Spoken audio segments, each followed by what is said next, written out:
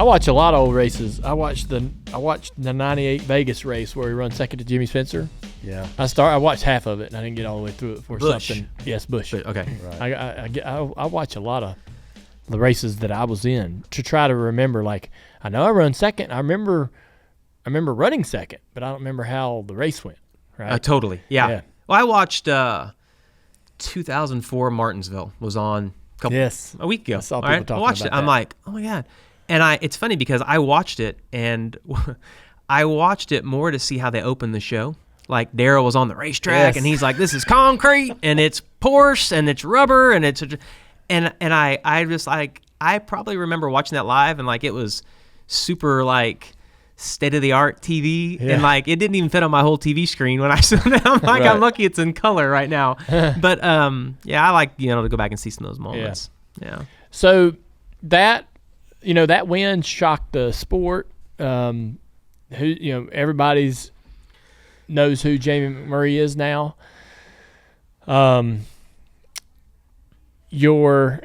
kind of, I don't know how you felt. I'm sure it was probably not quite as anchoring as it seemed to everyone else, but it rooted you in the sport. You're a winner. I always felt like, man, if you can get one win, you can make that a career, right? And so that was how I was thinking. I was like, man, if I could just win once, I'll get to do this the rest of my life. And so you've got that established. What was the experience like at Ganassi's the first time around? That's a unique scenario for you because you go to you're Ganassi's young prospect, right? And you get developed there and have a great relationship. You leave, but then come back. Not a lot of people. Not once a driver gets out of a team, whether he chose to leave or whether the owner decided to go in another direction, they rarely get back together. But it says a lot about y'all's relationship and y'all's belief in one another. But so talk about that first stint. 2003 was like awesome for me. We went to Rockingham, the second race. I think I led a lot of it. And Kenseth might have beat me. I don't remember the exact scenario, but finished in the top 5, the second race at Rockingham. You won the Busch race. Yeah. At that time for sure. Yeah, like 4 in a row. Before Rockingham closed, that was a great track. But 2003 overall, we didn't win a race, but like the Brickyard, gosh, I was leading that and I lost that race because they had a caution and the lap down cars got to line up in front of the leaders in the same line. Do you remember? It was the dumbest thing ever that we did back then. Yeah. I lost the lead on a restart there. We, in the Southern 500, had a chance to win that. Terry Labonte won it. I don't want to say it was all my pit crew, but we just had bad pit stops. Like we'd come in leading and go out 5th a lot of races. But we were really fast. And the thing that Ganassi had back then, everyone, I remember when I won Charlotte, they're like, oh, they have traction control. Everybody had traction control. Like everybody had traction control. Right. Yeah, they didn't have traction control, right? They knew how to cheat bodies up. Like they knew how to put a body on, and we had like door wedge and all these things that now you look at. Like for me, I look at a car now and I don't know what the hell I'm looking at, but I think I do. They had all that back then. Yeah. And I remember we went to the wind tunnel after the 2003 Brickyard 400, and I would make the number up, but we had 30% more downforce than Tony Stewart and whoever the other car was they took, and we had 90 less horsepower. They chassis down on them, we had 90 less horsepower, but we had so much more downforce. And so I just was wide open more than everybody else. Our car, like we'd go to Fontana, super fast at Fontana, which you would think's a horsepower track, but it was so slick that you couldn't get a hold of it. So 2003 was pretty awesome. 2004 was pretty good. We ran well a lot of races. Never won again, but I think I had the most top 10s or top 5s of anybody. And it just seemed so easy back then. Like we'd get in the car and it was easy those 2 years. But that success was also the reason I left Ganassi, because I was having this success and I had Joe Gibbs, Roush, Roger Penske. I had all these people calling me saying, we want you to come drive our car. And that was a time in NASCAR when there was a lot of money, right? A lot of everyone had fully funded cars. And the one thing about driving for Chip when I first went there is I didn't get paid a lot, right? I mean, and I don't fault him at all for that, but because he took a chance. I mean, I was just glad for the opportunity. But the numbers that people were throwing around, I'm like, can't turn it down. I don't know. I'm gonna talk to all these people, right? Yeah. And I think that I went back and kind of told Chip what they were going to pay me, and I remember him being like, well, you should definitely do that. he's like that's a great opportunity. But we had a little bit of a falling out at the end because I signed a contract to go to Roush a year before my contract was up. So I had a whole nother year left at Ganassi. I remember that. Yeah. So it was weird. I don't know why I did that. So I have no idea why I did that. Did you tell Chip you were going to do it before you signed it? Or did you sign it and then go ask for forgiveness? I don't remember. What I remember about a lot of that, though, and actually I drove by the building coming in here. Rod Moskowitz was my agent at the time, and their office was just right up here on the corner. And I remember I got everything worked out. I had talked to Gibbs, but at the time, Roush, I mean, they won were good. God, they won like every race that year, and all their drivers won. And I'm like, well, and they were offering the most money. And I was like, well, this seems like a no-brainer. But I had this little bit of a relationship because I was driving Rusty's Busch car at the time. Oh, yeah. So, and I would... Duraflame.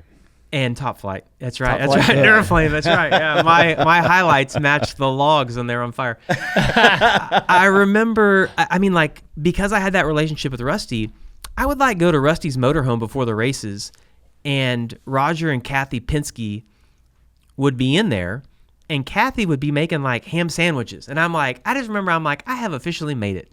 Kathy Penske is making me a ham sandwich before I get in a car to go race. Like, this is, and it was just, everybody was just kind of friends, right? So I had this little bit of a, like, kind of a personal relationship with Rusty and kind of with Roger through him. And when I pulled into Rod's office, I'd already agreed, I'm going to Roush, I'm going to sign this deal. My phone rings, and I don't know the number, but I answer it, and it's like, Jamie, this is Roger Penske. And I'm like, yeah, hey, Roger. And, you know, and he's like, I'd like for you to come drive the 2-car. And I'm like, oh my God. I was like, I'm just getting ready to walk in here and sign this deal, and I didn't even know this was an option. And I'm like, that might be a better opportunity. I don't know. But I just kind of made a decision there, and I was like, Roger, I'm so sorry. I was like, but I'm sitting in the parking lot of essentially my attorney, and I'm going in to sign this deal. And I was like, I'm sorry, I can't do it. So I signed that deal to go to Roush. And that's in like, I don't remember the exact timeline, but it's in like August or October of a year that I still have another whole year. Well, if you fast forward to November, if you remember, Kurt gets a DWI in Phoenix, trouble, yeah. Right? Yeah, and they take him out of the car, and they didn't like him at Roush. There was at that time, they just didn't like. It was bad. Right? It was really bad. And so they're like, we're going to take him out of the car, and they're like, we want to put you in there sooner. And so I'm like going to Ganassi and like, hey, can you let me have my deal? And Chip's like, I'm not letting you have your deal. It's like, we got a deal. But if anything that I learned from any car owner, what I learned from Chip is you never react fast, right? You see what the offers are, and you just kind of sit back and wait. And he was the most patient guy ever, whether it was with, you know, sponsorships. Like if a sponsor left, I would be like freaking out. And he's like, let's just see what happens. You know, he was just really, like, you'd never want to play poker with him because he just very calm. Everything will work out. And most of the time it did. But I remember I'm like, I want to get on my deal. And he's like, I'm not letting you out of your deal. He's like, we have an agreement and you left and, you know, you're staying. And I remember at some point I'm just super immature, but I'm like, I don't even like you. You know, I'm like telling Chip that, you know, I don't even like you, Chip. And he's like laughing, right? Like literally it's like, yeah, whatever, right? Well, then it gets kind of complicated because Roush wants to fire Kurt. Well, Roger Penske wants to hire Kurt, but he can't hire Kurt until like I go to Roush. So then I don't remember how it worked out, but essentially Penske ends up paying Chip so that I can get out of my deal to go to Roush so that they can then hire Kurt to come. It was really, really complicated. And it's, I mean, you'd never hear of that now, but at the time it was unbelievable. Yeah. So I got to go there a year early. Yeah. Holy smokes. I guess of all that story, by the way, it's a little surprising that you and Chip have such a good relationship, being that you said, I don't even like you. Well, he knew. So here's the deal. When I was with Ganassi the first time through, I didn't have a good relationship with him. He was an owner, and there was no relationship. It was, I mean, we didn't talk on the phone. Like it just there wasn't really a relationship there. When I went back, he became like one of my best friends. Yeah. Because when I went back, they didn't have a sponsor sold, and we worked together to get that car funded, and then we won the Daytona. We win these races. Like we all of a sudden became. I mean, Chip became one of my better friends, and I would still consider him one of my better friends. But a lot of that is because when we came back together, we kind of needed each other. You needed each other. That's right. Yeah. I did not know Chip at all really until recently, like in the last handful of years. And I don't know him, but when I do see him, he's super cool. We had him come in here and sit down and do a show with us, and I don't know if he's changed as a person, but the guy that I've gotten to know in the last handful of years is a really nice, neat, unique person. He's done a lot. Yeah. He has done a lot in racing in general, and he just. I mean, I know him on such a more of a personal level, right, than what you would in your little interaction with him. But I would just say, Chip is the person you think is who he is. He's super genuine, and just I really enjoyed getting to drive for him. The what I would tell you, if I were to say, the Chip was the kind of car owner that when you won, he might call and say good job or congratulate you, or he might not call. But if you screwed up, or if the car blew up, or if the pit crew didn't do a good job, he would be the first person to call you, probably on Sunday night, and be like, "Hey, we're going to fix it, and don't worry about it. We believe in you." He always, as a driver, made me feel wanted, and that is, without a doubt, the number one thing that any car owner can do. Yeah, good point. Yeah. So, how did you become good at super speedway racing?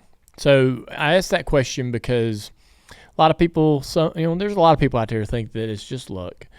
But I always say, when I was racing and now, always the same guys up at the front of the race. Same guys get lucky a lot. Yeah. Yeah. But you were one of those. It was me, Denny, you, Kurt Busch. There was like this little 6-pack or 8-pack of drivers that I knew were going to be at the, trying to make the right move in those last 10 laps. I don't know would be my just direct answer to you. But what I remember, and I talked about this a second ago with Bruco, is that at Bruco you really weren't thought of as a contender every week.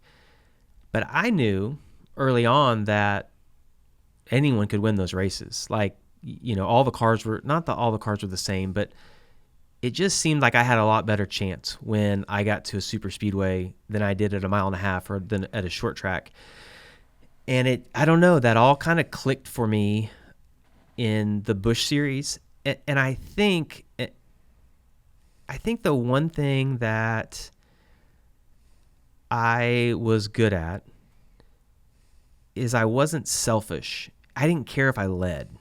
So when they would start these races, I feel like some guys all are like, I just want to get to the front and lead. I don't know that throughout my career, whether it was maybe at Roush, I got to have the fastest car sometimes. But I don't know even at Ganassi that I ever got to have like the fastest car. So I knew my best opportunity to get to the front was to push a fast car.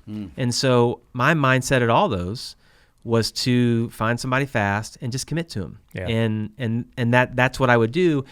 And so like you saying to me, like you thought that I would do well, right? Everyone wants to help that guy, and so if you take like 5 or 6 guys that are in this pool that they're going to do well, and you take the other 35 guys, they're all willing to help those 5. Yeah. And so when you made a decision or a move, gotta help. They would go with you, right? I mean, and I think the other thing that played in my favor is I got along with everybody. Yeah. Because I remember Kurt Busch, he was furious at Elliott Sadler years ago because at the end of one of the races, I pulled out and Elliott had a decision to help me or to help Kurt Busch, and he helped me. And Kurt's like, we're both with Ford. Why would you not help me? And I don't remember Elliott's answer, but in my mind, I'm like, oh, I know why. Like, he liked me more. And that's kind of how that worked. Yeah.